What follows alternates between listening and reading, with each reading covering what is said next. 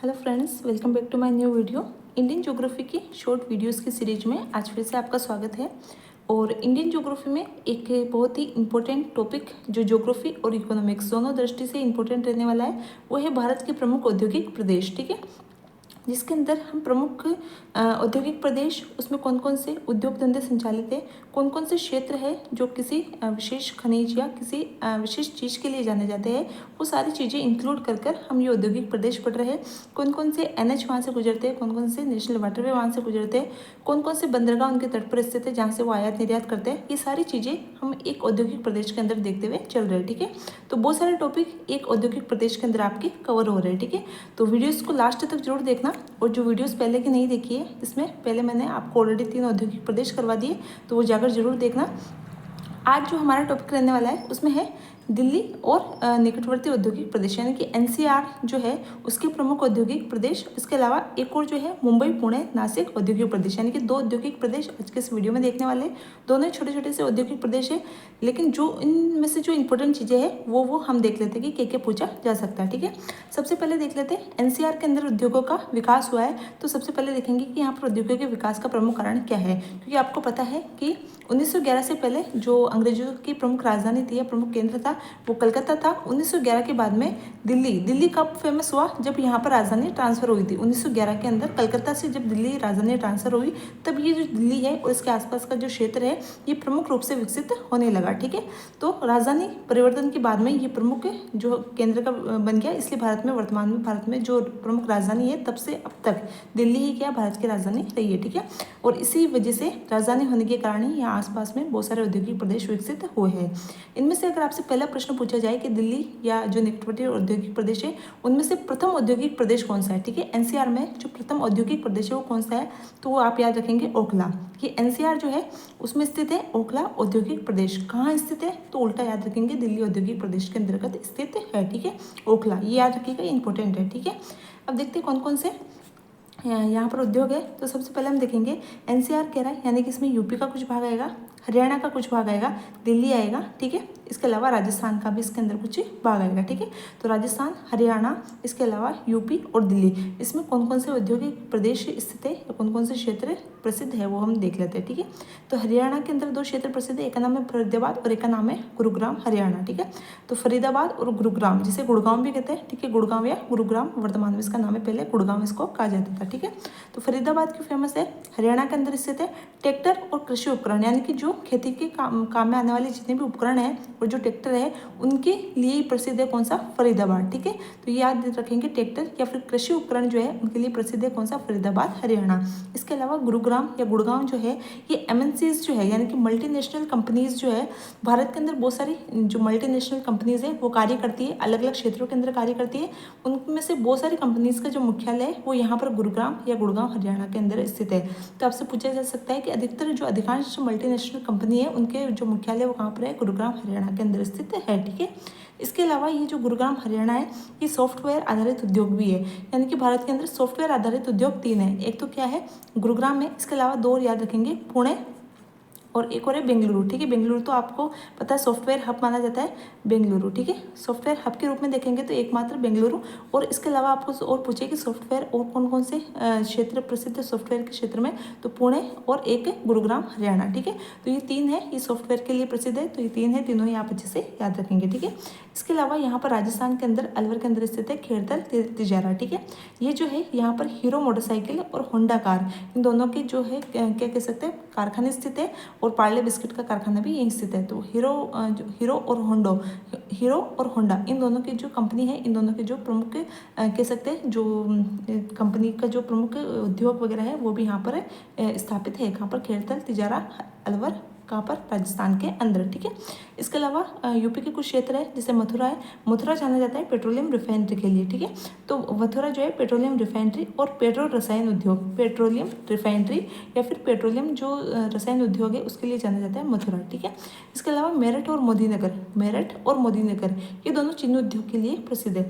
इसको आप याद रख सकते हैं, अभी मोदी बहुत चर्चा में, तो याद रखेंगे मोदी क्या है, स्वीट है, स्वीट टैग की जगह याद रखेंगे ठे, मोदी क्या है, स्वीट है, स्वीट से याद रखेंगे, मोदी से हो जाएगा मोदीनगर, स्वीट से तो आप याद रखेंगे चीनी, स्वीट मतलब शुगर, चीनी। ठीक है, और ठे से याद रह जाएगा मेरठ। ठीक है, तो मोदी क्या है, स्वीट है, मोदी स्वीट से याद रखिएगा चीनी उद्योग के लिए, और ठ से याद रखिएगा मेरठ, ठीक है, ऐसे भी याद रख सकते हैं।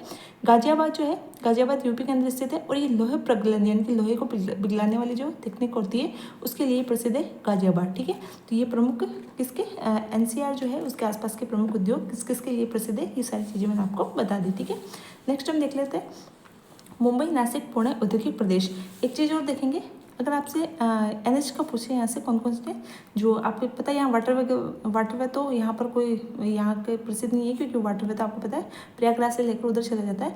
यहाँ पर जो नेशनल हाईवे है वो प्रसिद्ध है, जैसे कि यहाँ से अगर नेशनल हाईवे पूछा जाएगा आवागमन के लिए, आयात निर्यात के लिए, तो यहाँ पर आपको पता है बंदरगाह नहीं होंगे, ठीक है, वाटरवे नहीं है, तो नेशनल हाईवे यहाँ के फेमस रहेंगे। एक तो NH44 आपको पता है कश्मीर से लेकर कन्याकुमारी तक चलने वाला है, NH44 ये प्रसिद्ध है क्योंकि यहीं से होकर निकलता है।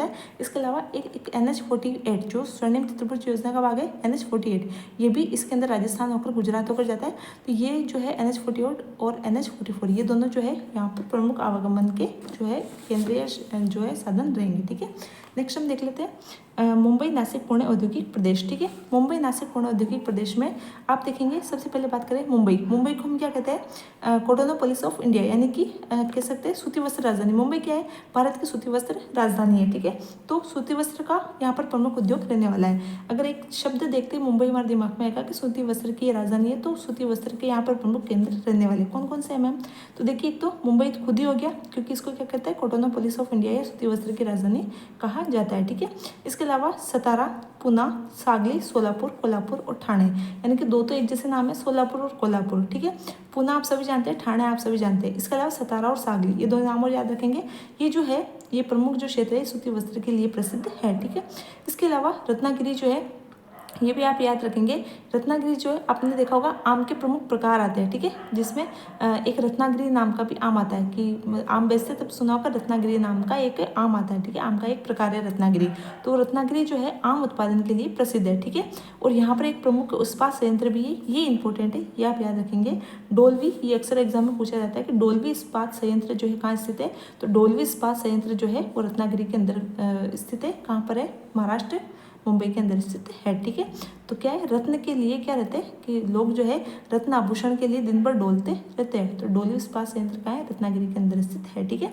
और ये जो प्रदेश है, ये जो औद्योगिक प्रदेश है मुंबई, नासिक, पुणे वाला, ये प्रमुख रूप से सूती वस्त्र और पेट्रोल रसायन के लिए प्रसिद्ध है। यहाँ पर आपको पता है नावा शेवा जो एक बसीन है, एक तो बसीन मुंबई हाई नावा शेवा, ये पेट्रोलियम के लिए भी प्रसिद्ध है। नावा शेवा एक बंदरगाह भी है, मुंबई हाई भी एक बंदरगाह है। बसीन जो है ये पेट्रोलियम खनन क्षेत्र भी है, मुंबई हाई भी पेट्रोलियम खनन क्षेत्र है। तो ये पेट्रोलियम के लिए प्रसिद्ध है, सूती वस्त्र के लिए प्रसिद्ध है। जिससे हमने गुजरात में देखा था वो पेट्रोलियम के लिए भी प्रसिद्ध था, सूती वस्त्र के लिए भी प्रसिद्ध था। इसी प्रकार से मुंबई दोनों के लिए प्रसिद्ध है, मुख्य रूप से इन दोनों चीज़ों के लिए प्रसिद्ध है, मुख्य रूप से, ठीक है। अन्य चीज़ों में जैसे आम उत्पादन, डोलवी इस्पात संयंत्र आ जाएगा। इसके अलावा यहाँ पर नासिक जो है ये एग्रो प्रोसेसिंग जो केंद्र है उसके रूप में जाना जाता है, नासिक, ठीक है। ये इंपॉर्टेंट है, याद रखेंगे। नासिक जो है ये एग्रो प्रोसेसिंग केंद्र यानी कि जो कृषि प्रसंस्करण केंद्र कह सकते हैं। कृषि यानी कृषि से मिलने वाले जो उत्पाद है, जैसे कि कृषि उत्पाद, जैसे मैम जैसे फ्रूट हो गए तो फ्रूट से जैम बना दिया, ठीक है। इसके अलावा जैसे कि सब्जियां हो गई, जैसे कि टमाटर हो गया, टमाटर से सॉस बना दिया, ठीक है। इसके अलावा अंगूर हो गए, अंगूर से वाइन बना दी, ठीक है, शराब बना दी। तो यानी कि कृषि से मिलने वाले जो उत्पाद है उनको प्रोसेस करके नई चीज़ बना देना, ठीक है। तो कृषि क्या कह सकते हैं प्रसंस्करण केंद्र या एग्रो प्रोसेसिंग केंद्र जो है कहाँ पर, नासिक के अंदर स्थित है। और या इसी को क्या कहते हैं, नासिक को वाइन राजधानी, भारत की वाइन राजधानी आपसे पूछ ली जाए तो क्या है, नासिक है, ठीक है। और इसके अलावा पिंपरी एक क्षेत्र है, ये एंटीबायोटिक होती है या जो दवाइयाँ होती है उनके लिए जाना जाता है पिंपरी। कहाँ पर है, महाराष्ट्र के अंदर स्थित है पिंपरी। एंटीबायोटिक या दवाई जो है क्षेत्र उसके रूप में जाना जाता है, दवाई उद्योग के रूप में जाना जाता है, ठीक है। तो ये एनसीआर और मुंबई, नासिक, पुणे के संबंध में जितनी भी इंपॉर्टेंट चीज़ें थी वो मैंने आपको बताई। मुंबई के आसपास आप याद रख सकते हैं बंदरगाह के रूप में भी ये रहेंगे, बसीन, मुंबई हाई, नावा शेवा बंदरगाह भी रहेंगे, पेट्रोलियम खनन क्षेत्र भी रहेंगे, ठीक है। इसके अलावा आपको NH44 यहीं से होकर निकलता है, तो NH44 जो है, इसके अलावा NH48 और NH44 दोनों यहाँ से निकलते हैं, तो दोनों ही यहाँ पर उसके रूप में भी रहेंगे, परिवहन के रूप में भी मौजूद रहेंगे। इसके अलावा एक चीज़ और मैं कल बताना भूल गई थी, वो भी करंट की दृष्टि से आपके लिए इंपॉर्टेंट होने वाला है कल मैंने बताया था गुजरात पढ़ाया था, तब गुजरात औद्योगिक प्रदेश, तब मैंने बताया था कि सूरत जो है, सूरत सूती वस्त्र के लिए तो जाना ही जाता है। एक मैं बताना भूल गई थी, हीरा कटिंग के लिए भी जाना जाता है। यानी कि पूरे भारतवर्ष में एक प्रसिद्ध जगह जो हीरा व्यापारियों के लिए प्रसिद्ध है वो है सूरत। ठीक है, ये इसलिए इंपॉर्टेंट रहने वाला है क्योंकि देखिए हाल ही के अंदर गुजरात के अंदर एक विश्व का सबसे बड़ा ऑफिस बना है। ठीक है, विश्व का सबसे बड़ा ऑफिस बना है कहाँ पर? भारत के अंदर। कहाँ पर? गुजरात के अंदर। ठीक है, और वो ऑफिस किसका रहने वाला है? इन्हीं जो ये हीरा व्यापारी वगैरह ना, जो क्या कहते हैं हम, जैसे ज्वेलरी वगैरह की जो भी है हीरा व्यापारी वगैरह, इन सबको, पूरे भारतवर्ष से हीरा व्यापारी, इन सबको एक जगह लाना, या फिर गुजरात के जो भी है इन सबको एक जगह लाकर एक ऑफिस में ये सब कार्य करेंगे। इसके लिए एक बहुत बड़ा ऑफिस बनाया गया है। कहाँ पर? गुजरात के अंदर। ठीक है, तो उनके लिए ये हीरा कटिंग को पूछा जा सकता है कि हीरा कटिंग के लिए गुजरात के अंदर फेमस कौन सा क्षेत्र है? तो सूरत है। ठीक है, सबसे बड़ा ऑफिस अभी गुजरात के अंदर इसके लिए खुला है। ठीक है, तो ये भी याद रखेंगे। तो ये 2 औद्योगिक प्रदेश आज के इस वीडियो के अंदर मैंने आपको कंप्लीट करवा दिए।